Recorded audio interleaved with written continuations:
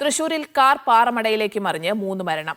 കൊമ്പടിഞ്ഞാമാക്കൽ സ്വദേശികളായ ശ്യാം, ജോർജ്, മൂരിക്കാട് സ്വദേശി ടിറ്റോ എന്നിവരാണ് മരിച്ചത്. ഇന്നലെ രാത്രി 10:30 അപകടം.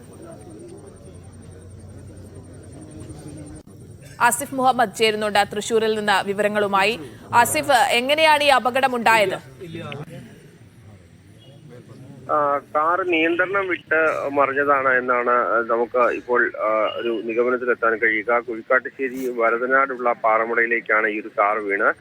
റോഡിന് ഇരുവശത്തും പാറമടയുള്ള ഭാഗത്ത് വെച്ചായിരുന്നു ഈ ഒരു അപകടം. 50 അടിയോളം താഴ്ചയുള്ള ഭാഗത്തായിരുന്നു കാർ വീണത്. അപകടം നടന്നതിന് പിന്നാലെ ആളൂർ പോലീസും മാള ഫയർഫോഴ്സും സ്ഥലത്തെത്തി തിരച്ചിൽ നടത്തിയെങ്കിലും കാറ് കണ്ടെത്താനായില്ല. പിന്നീട് രാത്രി ഇന്ന് പുലർച്ചെയാണ് 1 മണിക്ക് ശേഷമാണ് ഈ ഒരു കാറിൽ നിന്നും സ്കൂബ ടീം എത്തി തിരച്ചിലിനൊടുവിലാണ് കാറിൽ നിന്നും മൃതദേഹങ്ങൾ പുറത്തെടുത്തത്. 3 മൃതദേഹങ്ങൾ കുഴിക്കാട്ടുശ്ശേരിയിലെ സ്വകാര്യ ആശുപത്രിയുടെ മോർച്ചറിയിലേക്ക് ഇപ്പോൾ മാറ്റിയിട്ടുണ്ട്. നിയന്ത്രണം നഷ്ടപ്പെട്ട് കാർ പാറമടയിലേക്ക് വീണതാകാമെന്നാണ് പ്രാഥമിക നിഗമനം.